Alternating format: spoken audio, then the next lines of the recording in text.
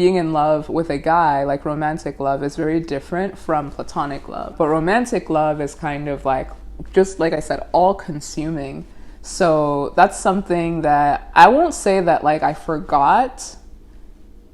Did I forget that that's how it is? I don't know. But I just wasn't, I wasn't ready. I wasn't ready, because I think if I knew this, maybe I would have been a bit more hesitant, to be honest.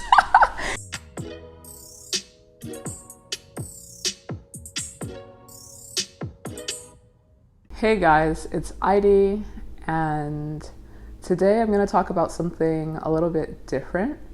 I guess not that different, because I think you guys remember I posted a video a while back around how dating in LA is difficult. I met someone, and not here in LA actually, someone coming from a totally different background, totally different culture, and actually a totally different country altogether. I just thought it might be interesting for whoever else is in LA trying to date, or just like other Black women in general, to share what my experience has been actually starting to date someone now after, how long has it been? A long time. And some of the, I won't say challenges, but just some of the things, some of the mental shifts, I guess, that I've had to make. And yeah, just sharing my experience, basically. So let's get into it. So first and foremost, definitely want to dedicate this video to a special someone without whom this video probably would not exist at all. A very special person from Central Africa named Bruno. I'll put it out there that I was not expecting to be meeting anyone anytime soon, let alone falling in love with anyone anytime soon. So I was not ready in that sense. But I think that what's been cool is that since my last relationship that I had with my ex, I've been working on myself a ton.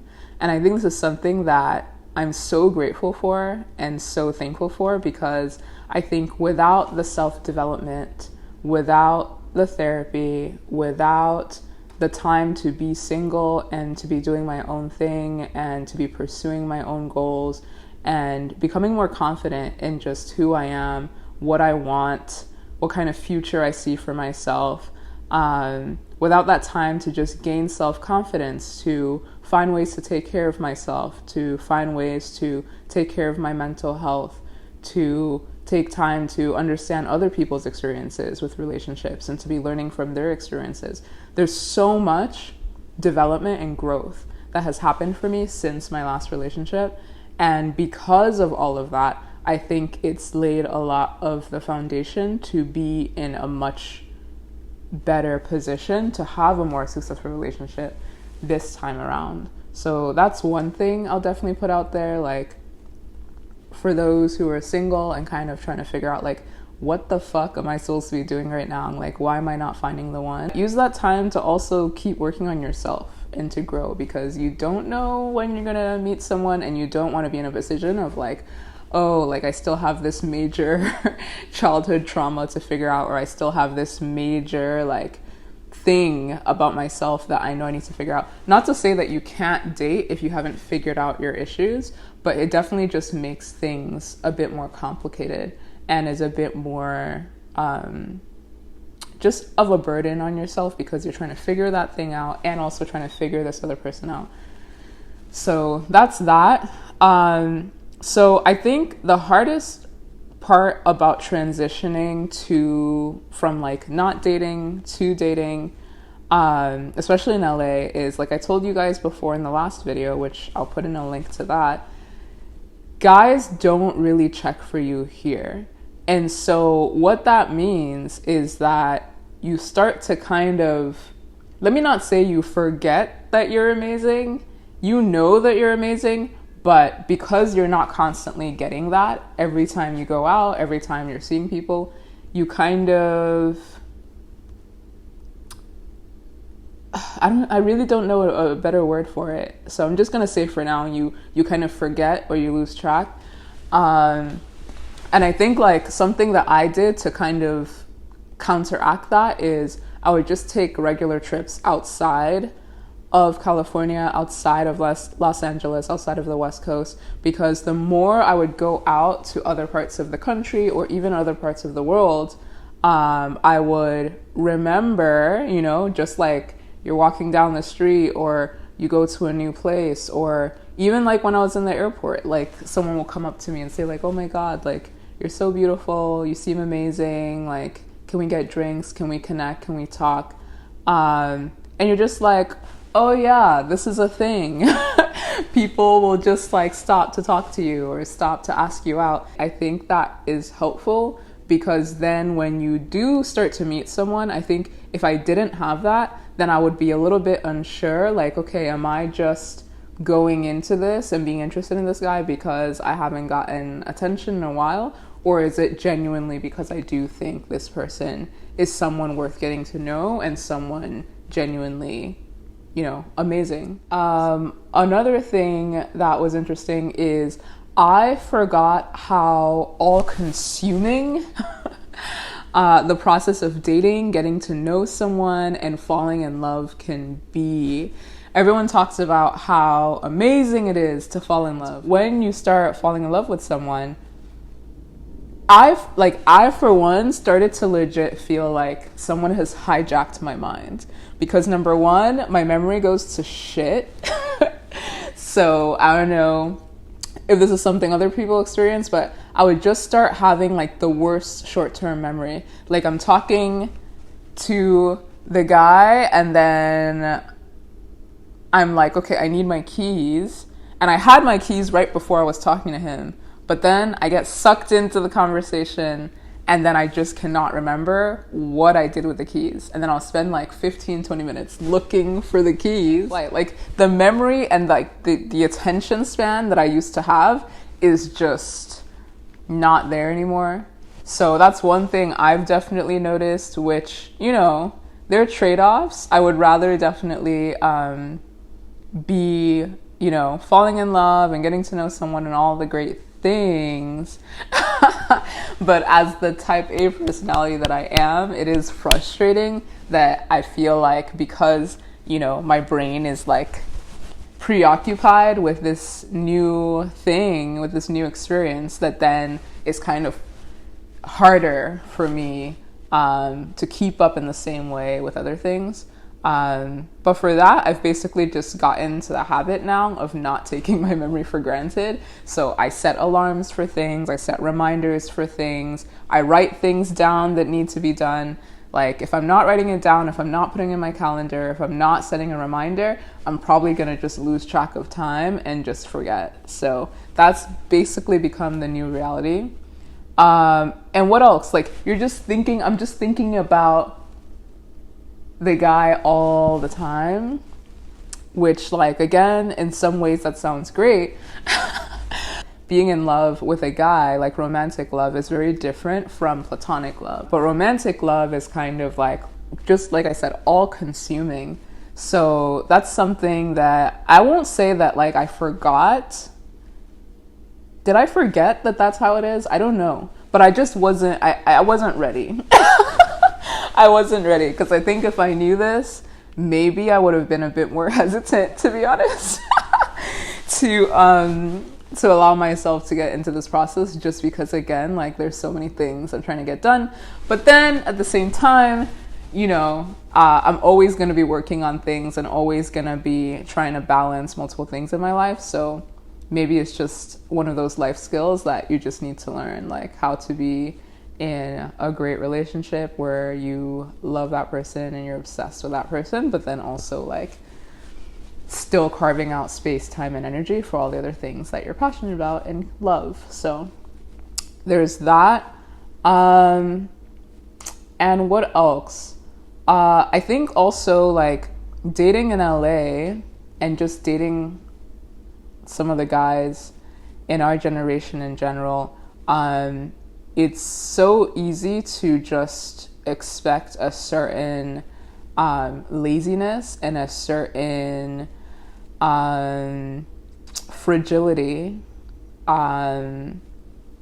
because I think, like I said in my last video, you'll see in LA that if someone is interested in you, they will just, want you to come over, or just do like whatever is like the lowest effort thing possible.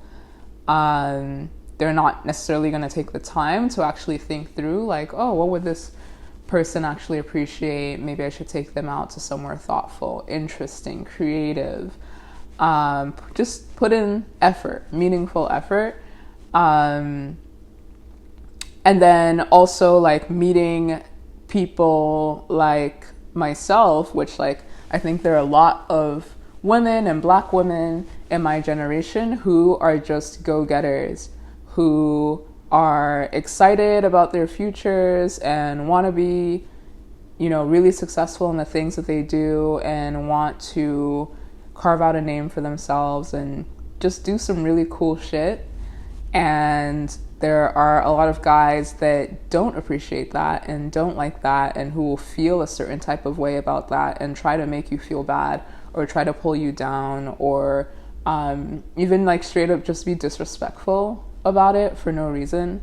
There's this quote that people have said in reference to like President Trump, where it's like, he wants a daughter like Ivanka, but he wants a wife like Melania, with the idea being that Ivanka is a businesswoman and smart, ambitious, a go-getter, all this stuff, successful.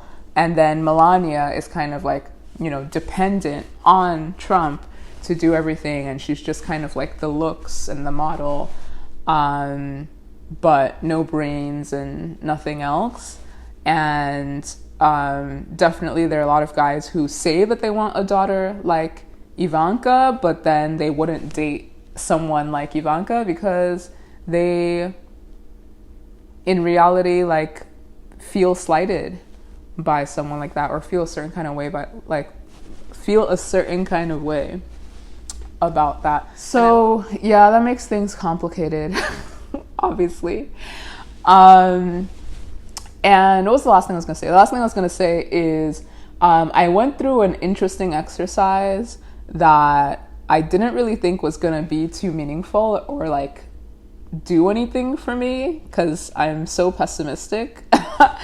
Especially when it comes to dating, I'm so pessimistic. But I went through this exercise that a good friend told me, like, hey, like, it might be good for you to actually write down the things that you want in an ideal partner, all the things that you're looking for, and try to be, pretty comprehensive about it. And it took me a long time to get to it, but I think it was like last December that I finally sat down and did it. Like, I was at home with my family and bored, not doing anything. So I was like, okay, let me do it. And I sat down and I like write down all these different categories, like what I want financially, what I want emotionally, what I want in terms of like physical appearance, looks, all this stuff. And when I wrote it down, a part of me kind of felt like shallow, especially because I was like, oh, I want a guy with abs. I want a guy that's like fit and athletic. Like, I want a guy that's like, dark skinned and chocolate, all this stuff. I want a guy that's like great sense of humor, loves to travel, this, that, and the other, entrepreneurial, speaks multiple languages. Like, I wrote all this stuff and it felt so just like unreal. Like, oh, like I'm not gonna find someone like this. Like, this is asking for too much. Or even if I find someone like this, like there's gonna be something. Like, I did find someone who was like that, but it turned out they were super religious, and I am not at all super religious. And so that ended up being a huge issue. And so, yeah, I was super pessimistic when I was writing it down. But then as I started talking to this guy and getting to know him, and just like piecing together all the characteristics about him and all the things I liked about him, I started to slowly realize, like, oh shit, like, this is my fucking list. This is my fucking list embodied in like a human being. And it's pretty crazy. It's pretty crazy to see because I don't think I would have immediately recognized it. I think there were so many reasons in my mind where I was just like, yeah, no, forget this one. Like, there's no way, like, this doesn't make sense. But I think because I did that exercise of actually writing down the things that really mattered to me, the reasons I had for kind of like disregarding this person, like they were not things that I wrote down on my list. I think it's good for like a certain level of like self-awareness and to help you just recognize like when you see it, like, oh shit, this is it. And so, yeah, that was incredibly helpful for me and something I highly recommend to do.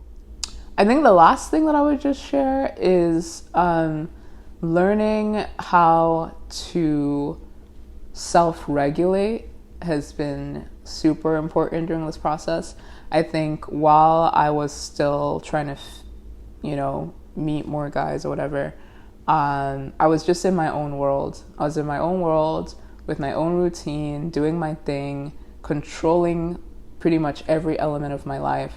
And so it was pretty easy for me to regulate my feelings, my emotions, whatever.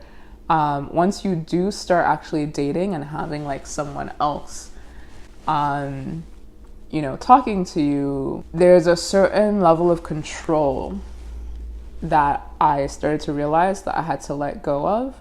And that's something that's really hard for me because I love to control and plan. I love planning. Shit happens and things change and things just cannot always be exactly the way that you want.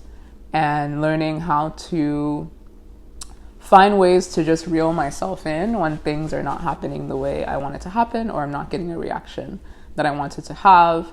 I think meditation has been so incredibly important, a skill that I picked up last year that's been very instrumental during this process because I can start most of my days grounded and centered and knowing what is my intention for each day and also reflecting on what happened the day before and how I want things to be similar.